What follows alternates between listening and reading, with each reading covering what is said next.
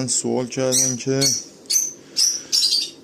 جوجه رو باید بیاریم بیرون سرلاک بدیم. ببینید ما مامان بابا داریم 5 تا جوجه رو تا بزرگ بشن پر در بیارن غذا میدن. مامان بابا هم داریم حتی پس 2 تا جوجه هم بر نمیاد. این به خیلی چیزا بستگی داره. اگه اون دهن اول باشه، جوجه اولشون باشه، یا نه حتی میتونه چند بار جوجه داده باشن ولی اخلاقشون اینجوری باشه خسته میشن زود. و یه مامان بابا هم داریم نه خسته نمیشن، به شدت عاشق این کارن که به جوجهاشون غذا بدن.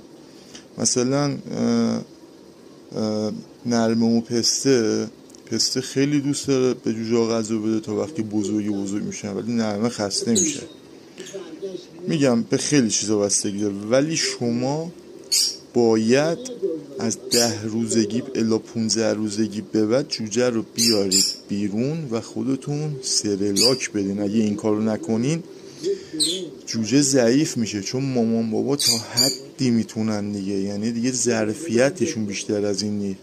حالا فکر کنید مثلا ماده که 25 روز خوابیده رو تخم، از اون برم 15 روز میشه، یعنی اولوش 50 روز، یعنی نزدیک 2 ماه خوابیده و غذا داده دیگه بریده.